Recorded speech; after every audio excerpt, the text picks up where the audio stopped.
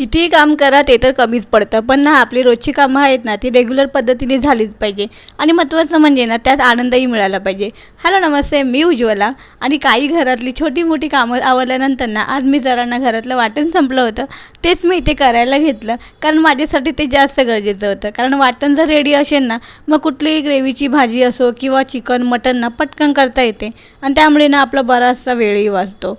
आणि आज ना मला तसं ना स्वयंपाकाला आराम होता म्हणून मी हा थाट घातलेला आणि खरं 2 टायमाचे जेवण एकदा करून ठेवले ना मग कधी कधी ना आपली बरीचशी पेंडिंग कामं असतात ना त्यांनाही पुरेसा वेळ मिळतो.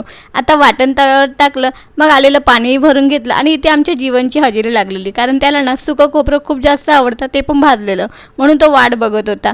आणि ना आता हे वाटण आपलं करून झालेलं मग ते थंड करायला ठेवलं आणि दुसरं काम आपलं वाट बघत होतं ते म्हणजे ना माझ्या रोजच्या वापरातलं विम जेल संपलेलं, तेच मी ते बॉटलमध्ये काढून घेतलं.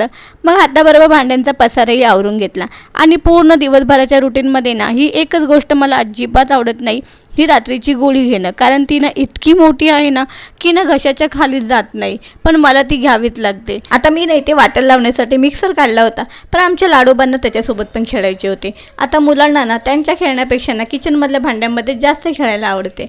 असं मग मी नाही ते भाजलेल्या कांद्यामध्ये ना थोडीशी हळद, धनाजिरा पावडर, मीठ टाकून आहे ना छान मिक्स करून घेतले. त्यामुळे ना आपल्या वाटपाला छान अशी चव लागते आणि जास्त दिवस टिकून पण राहते. पण आता मी इथे ना मिक्सर लावायचे काम करतेच तर आमच्या लाडोबाचे सुकं खोबरं खायचं काम चालू होतं आणि त्याला ना त्यामध्ये काय आनंद मिळतो ना काय माहीत. आता मग वाटण वगैरे लावून झालेलं, मग ते एका डब्यात काढून घेतलं. मग अजिबात टाईमपास न करताना मी किचन आवरून घेतलं आणि रात्रीची भांडी तर ना मी कधीच अशी ठेवत नाही.